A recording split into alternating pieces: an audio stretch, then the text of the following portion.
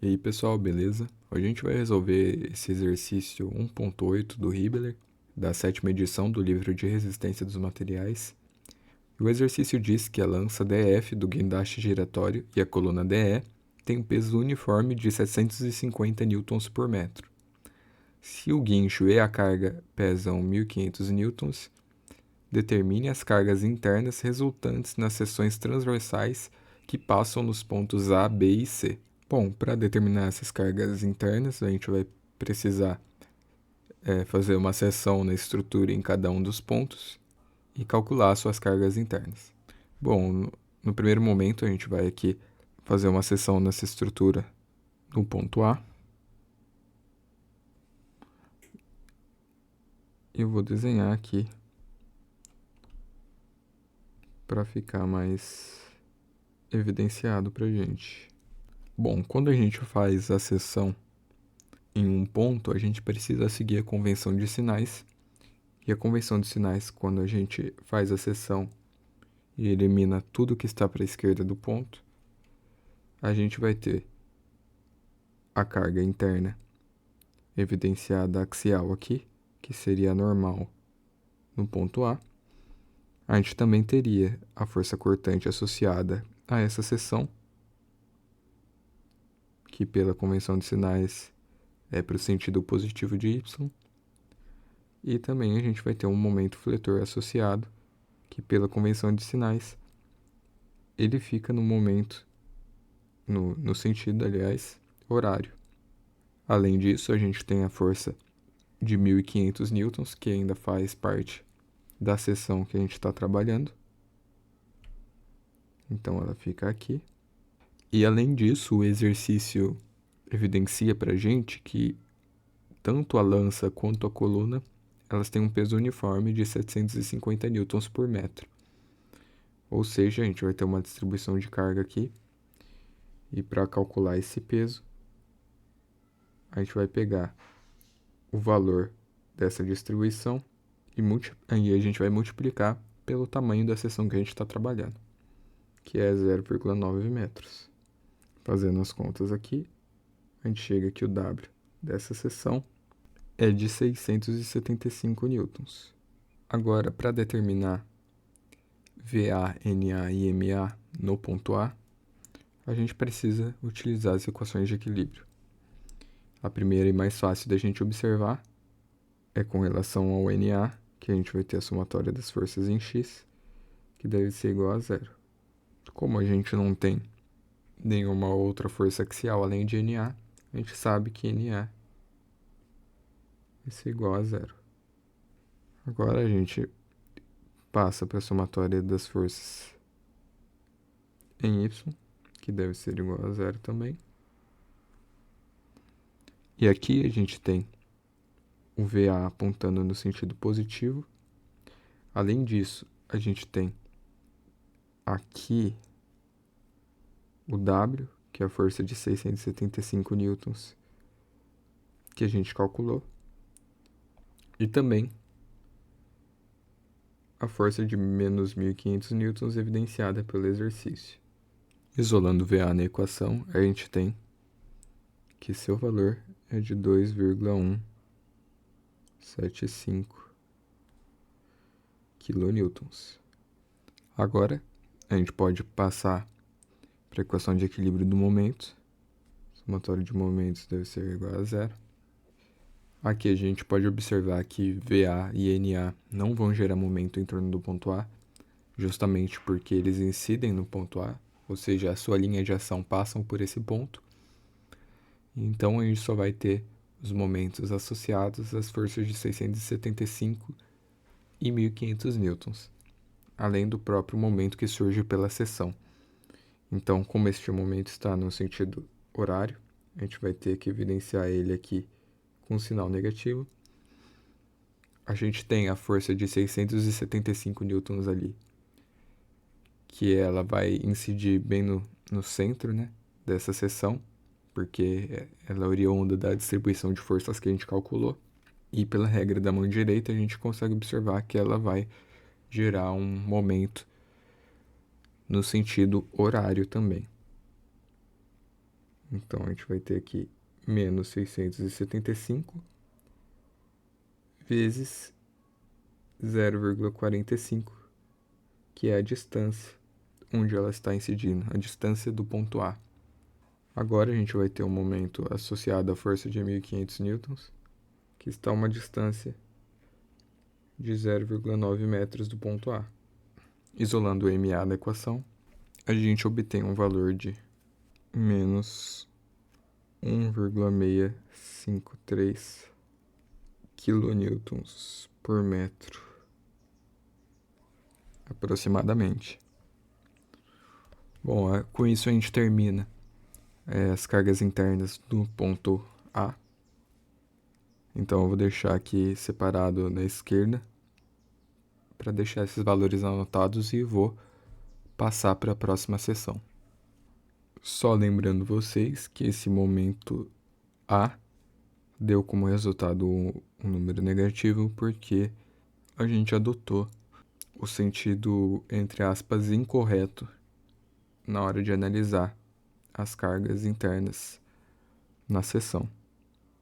Então, ao invés de ser no sentido horário, seria no sentido anti-horário que a gente devia ter adotado. Bom, dando prosseguimento, agora a gente vai fazer a segunda seção. Vou desenhar ela aqui para melhorar a visualização. A gente vai seccionar bem no ponto B. Novamente, a gente vai ter uma seção onde a gente vai remover tudo que está para a esquerda do ponto B. Então, pela convenção de sinais, a gente vai ter a força cortante em B aqui, a normal em B, NB aqui, novamente, o momento fletor no sentido horário.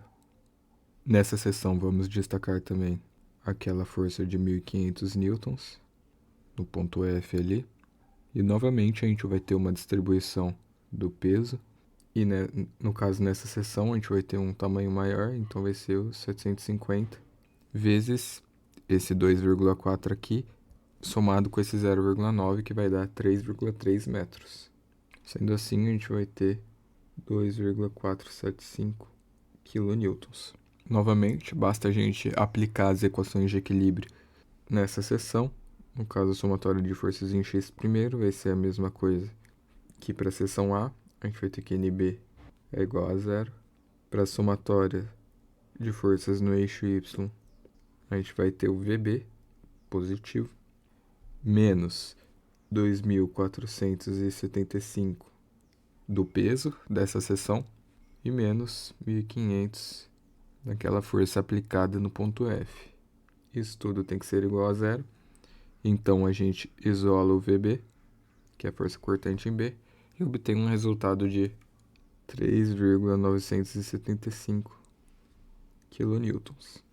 Agora, prosseguindo para a somatória de momentos no ponto B, a gente vai ter novamente que a força cortante e a normal não vão gerar momentos nesse ponto, pelo mesmo motivo que na seção A. E aqui a gente vai ter duas forças gerando momento, tanto a de W quanto a de 1.500.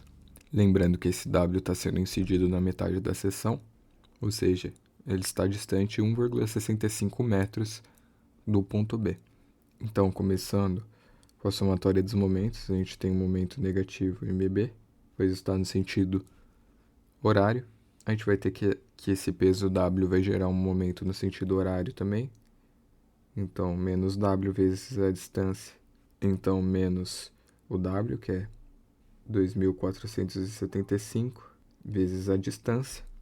E a distância é, como dito anteriormente, menos 1,65 metros. E também a força de 1.500, que vai gerar um momento negativo também, que está distante 3,3 metros do ponto B. Agora, isolando o MB, isso vai dar um valor de aproximadamente menos 9,034 kilonewtons vezes metro. Lembrando que, só para não deixar isso aqui passar, no exercício anterior eu acabei colocando a unidade errada aqui, é kilonewtons vezes metro para momento. Agora a gente pode prosseguir para o ponto C. Eu vou anotar os resultados aqui na esquerda, como eu fiz para o exercício anterior, e a gente vai fazer a próxima sessão. Bom, agora prosseguindo para o ponto C, eu vou desenhar a sessão aqui. Essa vai ser um pouquinho diferente das outras, né, que a gente fez anteriormente, porque ela vai parar de ser só uma componente horizontal, né? A gente vai ter uma partezinha vertical também, mas no final das contas vai funcionar do mesmo jeito. Onde a gente selecionou ali vai continuar aparecendo. Aqui, no caso, a força paralela à seção transversal vai ser a cortante, a perpendicular é a normal, e a gente vai continuar tendo um momento fletor associado no sentido horário. Aquela força de 1.500 ainda está na seção, 1.500 newtons. E aqui, no caso, uma das diferenças é porque a gente vai ter o peso associado tanto da lança quanto da coluna. A gente pode até fazer uma pequena divisão delas aqui só para ficar claro para vocês. Bom, aqui a gente vai calcular, né, o peso da lança, que nesse caso é a distribuição de força vezes o tamanho da lança na seção. A seção está pegando a lança inteira, então a gente vai acabar multiplicando pelo tamanho de 3,9 metros. Isso vai dar um peso de lança para a gente de 2,925 kN, é o W da lança, e o W da coluna vai ser igual a 750 vezes o tamanho da coluna na seção. Como a gente está seccionando aqui no ponto C, a gente vê que o tamanho dessa coluna até o ponto C é de 1,5 metros. Isso vai dar um peso para a gente de 1,125 kN. Agora a gente pode aplicar as equações de equilíbrio.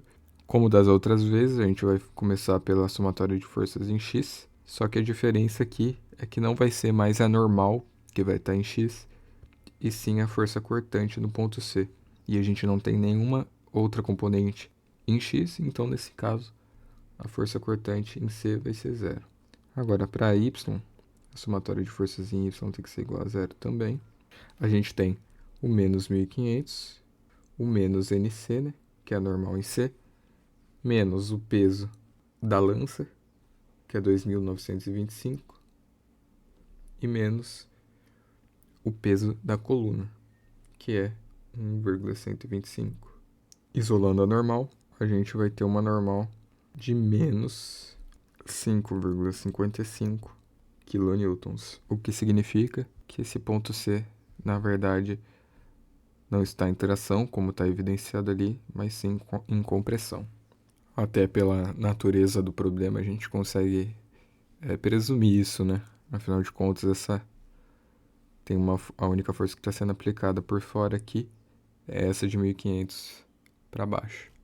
Bom, agora restou o momento fletor, a somatória de momentos, aliás, no ponto C, que deve ser igual a zero também. A gente tem aqui o peso da coluna, não vai influenciar nesse cálculo de momento, afinal de contas, sua linha de ação passa pelo ponto C. A normal também não vai influenciar, pelo mesmo motivo da força-peso da coluna.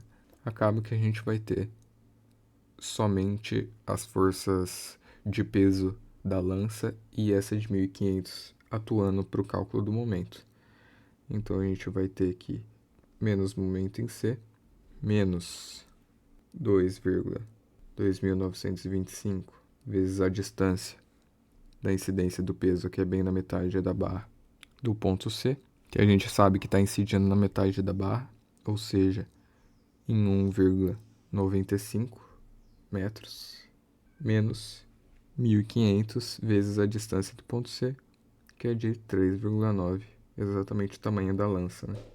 Isolando o MC aqui, a gente obtém um valor de momento de aproximadamente 11,55 kN vezes metro. Obviamente negativo. E esse negativo, novamente, significa que o sentido adotado para o momento na convenção de sinais, na realidade do problema físico, é ao contrário. Bom, essa foi a resolução do exercício. Espero que tenha ficado claro todas as explicações e passagens dos cálculos aí. Se vocês tiverem alguma dúvida, pode deixar aí nos comentários que eu vou tentar responder da melhor maneira possível. E é isso, a gente se vê na próxima resolução e falou!